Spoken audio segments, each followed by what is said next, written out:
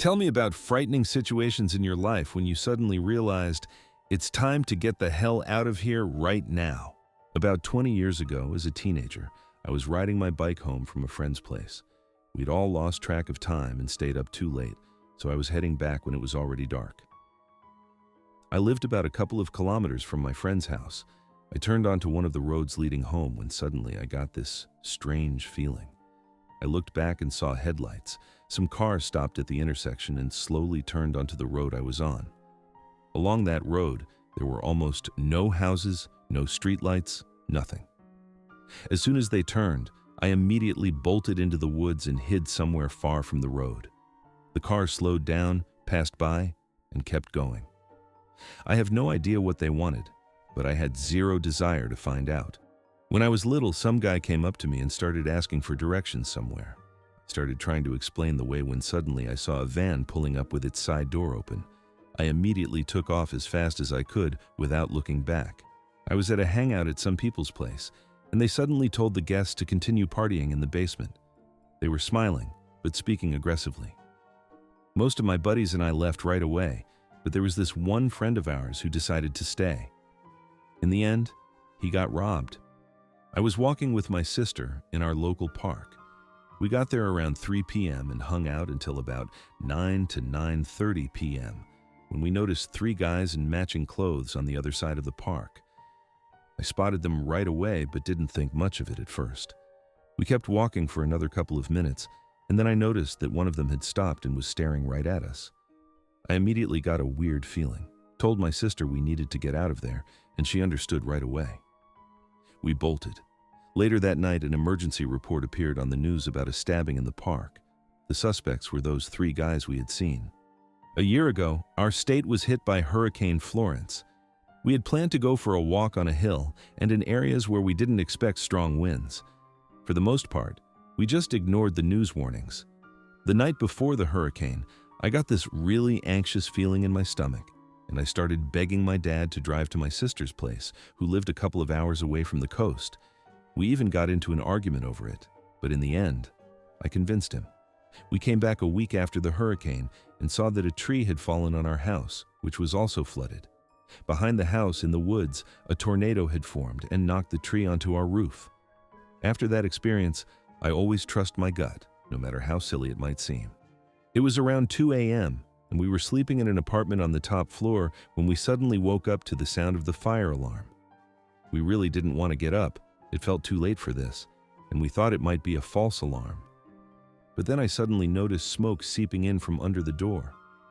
It was terrifying to imagine what might be behind that door. We ran down the stairs as fast as we could, choking on carbon monoxide and barely able to see where we were going. A horrible experience I'll never forget. We were having drinks with friends at a bar in Sydney. 2 guys walked by, and I accidentally made eye contact with them. One of them pulled out a gun, pointed it at me, and nodded toward the door. He didn't have to repeat himself. In my first year of college, I went to a party where there were some shady characters. The evening was getting really tense, but there were no fights or anything like that.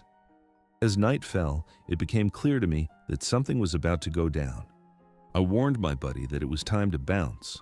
No later than 5 minutes after we got out, some guy got stabbed, and the one who did the stabbing got shot. While on vacation, I was walking through a nature reserve.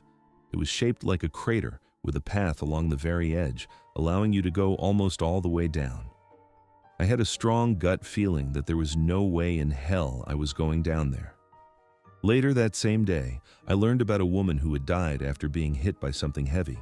Children had been throwing boulders and branches down the slope. I was walking along a long road. There were no houses, just a cemetery.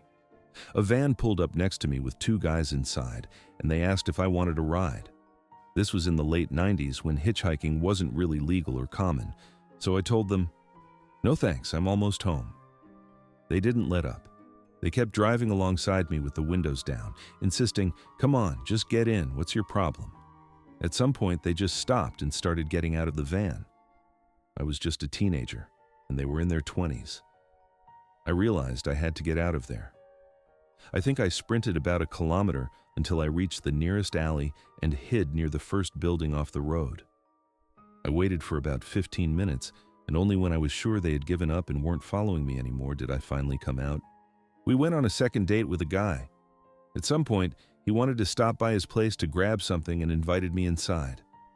He was very hot, but I don't know why, I felt some kind of discomfort around him. We went into his place and it was straight up creepy. The guy had money, and the house itself was luxurious. It was spotless and absolutely sterile. Nothing hung on the walls, all the shelves were empty. There was nothing. No books, no CDs, nothing. I asked how long he had been living there, and he said, 5 years. He went into the kitchen for some reason and called out to me, telling me to go into his room and get the keys from the top drawer of the dresser. A chill ran down my spine, and I immediately moved closer to the front door. There was no way I was going to let him get between me and the exit. He asked me again to go into the room. I laughed and said, "No, dude, I'm so hungry. Let's go." He asked again, clearly annoyed, and that's when I started playing dumb, whining about how hungry I was and what the hell was taking him so long. He flew into a rage. I left the house, walked down the sidewalk, and he had no choice but to follow me. We got to the car, and I kept playing the dumb girl, demanding that he drive me home. He did. We drove in eerie silence. When he stopped the car in front of my house, he grabbed my face to give me a goodbye kiss. He bit my lip so hard that blood gushed out, and then he slipped his hand under my shirt and grabbed my nipple. Fortunately, I pushed him away, fell out of the car, and ran home to the sound of his evil laughter.